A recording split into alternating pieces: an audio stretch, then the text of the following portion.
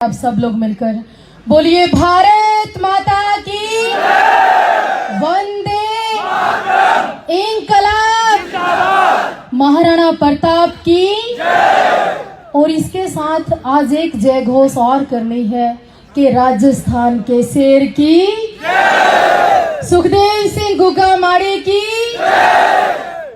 सर्वप्रथम मंचासीन मंच पे विराजे सभी महानुभाव, राष्ट्रीय राजपूत करनी सेना के राष्ट्रीय अध्यक्ष सुखदेव सिंह गुग्गामाड़ी जी और कर्नाटक के जिनके मैं नाम नहीं जानती सभी महानुभाव को, और विशेष रूप से अभी मैं जिनका उद्बोधन सुन रही थी ईश्वर सिंह जी को मेरा प्रणाम अभिवंदन।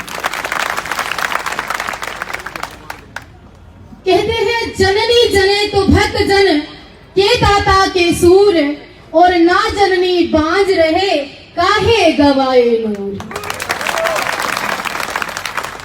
इसका अर्थ है कि मां योद्धाओं को, सूरमाओं को, क्षत्रियों को जन्म दे, और नहीं तो भांड तो वीर लीलालाल भंसाली भी है।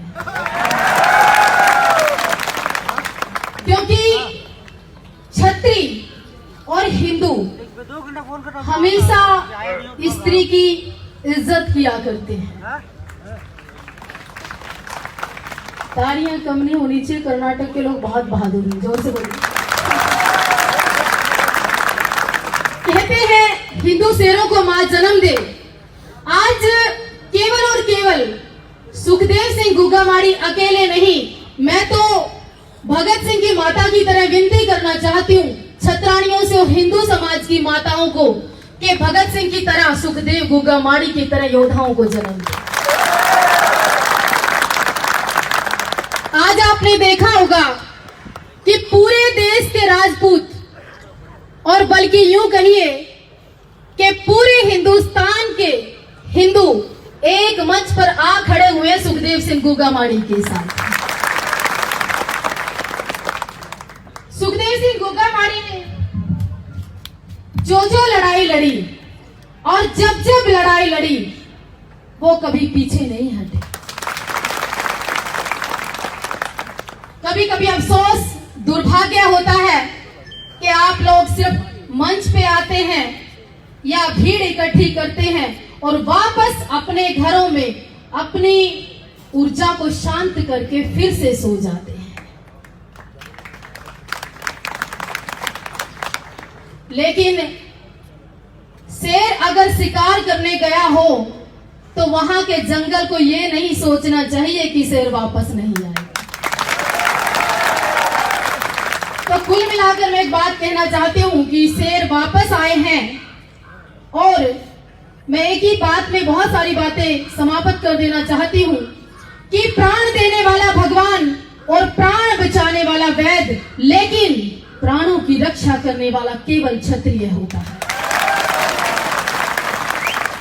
हिंदुओं, काशी की कला जाती और मथुरा मस्जिद हो जाती अगर इस देश में शिवाजी जैसे, महाराणा प्रताप जैसे लोग ना होते तो हिंदुओं सबकी सुन्नत हो जाती। पता नहीं किसी का नाम सलमा और किसी का नाम शाहरुख खान होता अगर देश में हिंदूवादी लोग ना होते। आइए हम जान लेते हैं कि हमारा देश महान क्यों है, ये भारत महान क्यों है। हमारे देश को महान इसलिए बताया गया है कि ये अभिनंदन की धरती है, ये वंदन की धरती है, ये तर्पण की धरती है, ये अर्पण की धरती है। इसकी नदी नदी शंकर है और इसका कण कण यहाँ पे शंकर है, और नदी नदी यहाँ की गंगे है। हम जिएंगे भी तो भारत के लिए और मरेंगे भी तो भारत के लिए। और सुनिए, मरने के बाद जब हमारी अस्थियों को गंगा में बह रही होंगी और एक आवाज आएगी और कोई कान लगाकर सुनेगा तो एक ही आवाज आएगी, भारत माता की, भारत माता की जय। कोई दहाड़ नहीं, भारत माता की जय कोई सिंपल जय घोष नहीं, भारत माता की जय वो दहाड़ है जो शेरों की दहाड़ है। जोर से बोलिए भारत माता की, भारत माता की जय।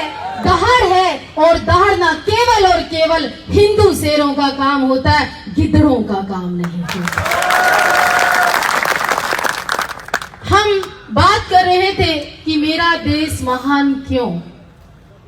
हम पिछले दिनों एक प्रकरण चला कि देश में इतने लोगों को शरण दी गई।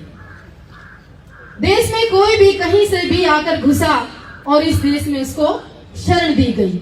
लेकिन जब जब भारत ने जब जब विश्वास किया, हमारे देश के साथ हमेशा गद्दारी हुई। अब कम शब्दों में मैं एक बात कहना चाहती हूं कि लीला भंसाली तेरे को हिंदुस्तान में नहीं, मुझे लगता है पाकिस्तान में भेजना पड़ेगा। और हिंदू शेरों, मैं अपने इन शब्दों में आपको एक बात कहती हूं कि मिमियाना आप बंद करें और भाषा बोले फौलादों की, और खाल खींच लो आतंक की इन नाजायज औलादों की। क्योंकि ये मुझे लगता है, एक तो हैदराबाद में भौंकता है कुत्ता ओवैसी, ये कहीं ना कहीं इसका डीएनए टेस्ट करवाना पड़ेगा, वहीं उसी खानदान का। आए दिन बोलता है कि मैं भारत माता की जय नहीं बोलूंगा, लेकिन मैं उसको अपना इतिहास बता दूं हिंदू शेरों के हमारा इतिहास क्या बोलता है कि उनके जो बुजुर्ग थे और उनके भी जो बुजुर्ग थे, उनको पता है वो सब हिंदुओं की संतान है। सब अगर जड़ों में जाओगे तो केवल और केवल इस मात्र भूमि ने हिंदुओं को पैदा किया है। जब 2000 वर्ष पहले कोई और था ही नहीं, तो इस देश में और धर्म आए कहां से। आज धर्म के नाम पर देश में नाना प्रकार के जो समझौते जो आए दिन